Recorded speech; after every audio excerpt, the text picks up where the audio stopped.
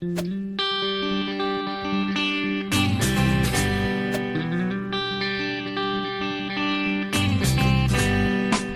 having a sound recordist on a shoot is pretty rare these days. Like, so much stuff is one-person crew or whatever. So having Tim being able to call it and say, that's too windy, it's not working, is fantastic. Just it's that care and attention for the craft, right? Is that what he does? I've been wondering. You love it, mate. My inner dialogue just then. Yeah. It's horrible not being the smartest guy on the crew.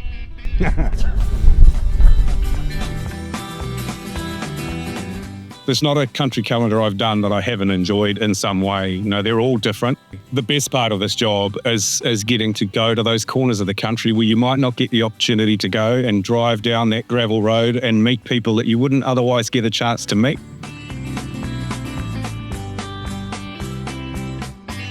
So we are in the Wareetu Valley, which is out on the coast between Raglan and Port Waikato.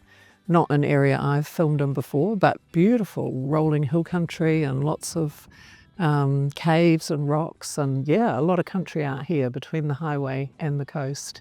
And we are making an episode of Country Calendar about Kate Broadbent, who runs a coop with a stud and is a very passionate sheep breeder, but has basically bred a very parasite-resistant, facial eczema-resistant type of sheep. So we're learning about that, learning about her farming practices and hanging out with her and her niece and great niece. Country Calendar is the television show that bridges the gap between the urban and the rural New Zealanders. And that's why it is the most popular. There is a perception that the urban people, that there is a gap. But the urban population are proud of their agricultural heritage. They're proud of what we do here on the land, and Country Calendar is a way to put those stories in front of them. So to be part of that, I think, is a great opportunity. We actually had a Country Calendar episode involving the Woodward family 14 years ago, so I had a little bit of experience there. And then a friend of mine was part of an episode who recommended Nikea Kupor Stud as a potential episode. So then Catherine got in touch. It's actually really fun. It's quite nerve-wracking. You don't really know how it's all going to go, but having had a little bit of experience previously, and also it's to be candid, it's a great marketing opportunity for the stud, but it also, I see it as an opportunity to tell that New Zealand farming story. It isn't reality TV, it's reality with a capital R. It's just normal people on their farms, with their businesses, doing what they do, and that is so relatable. I didn't brush my hair this morning. Nobody cares. It is real people, and it's the real agriculture as the backbone of New Zealand. Might be cliche, but it's the truth. And so putting that forward for everybody to have a glimpse and a look and a taste of what we're doing here on the land is incredibly compelling. And farmers watch it as well. It's not just the urban population. And they cover such a variety of things, from fisheries and mussel farming to sheep breeding to high country stations to horses to alpacas to kiwi fruit. How could you not love it? We normally shoot for about 5 or 6 days per episode. Some shoots you could bring in a little bit under that, maybe a smaller block or an orchard where there's less travelling. You might achieve it in a shorter time. Some shoots can take a bit longer. If you're way in the back country on a muster, it could be a week or more. But for the most part, they're about 5-6 days. We've got to allow for the weather. We're out in the elements, so if you get a day of torrential rain and you can't get much filmed, you need to build a bit of fat into the system.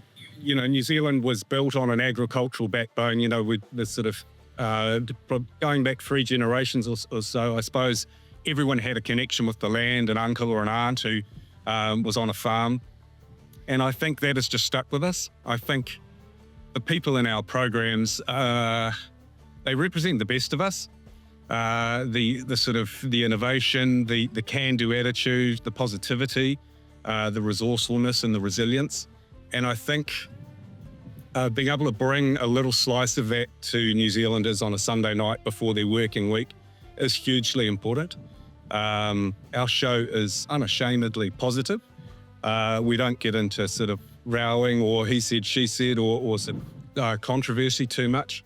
And I think that is to the benefit of the show. people like to go into the working week feeling good about themselves and the state of things. So showcasing people who are doing well and are proud of what they're doing and passionate about it is, something that really only our show can do. Yes, I've been a director with them since 2006, so nearly 20 years. And yeah, I mean, it might sound trite, but it's an amazing privilege to work for the program because, yeah, I lived for a long time on a farm. I don't now. I live in Wellington, and it's just such a joy to be able to regularly go back onto farms or onto properties and have that experience. But I think it's also just meeting the people. You know, you are welcomed into their lives because you're often there for 5 days and you're with them day and night, and in that time you form quite a bond with them and you really come to appreciate their story and the hard work they put in and what they're doing. I think the fact that we just try to let people tell their own story. The documentary television has gone through lots of different phases and there've been fads and fashions, and we've always tried to keep it pretty authentic to people just talking, in their own language and in their own way about what they do. And so I think that's helped it survive.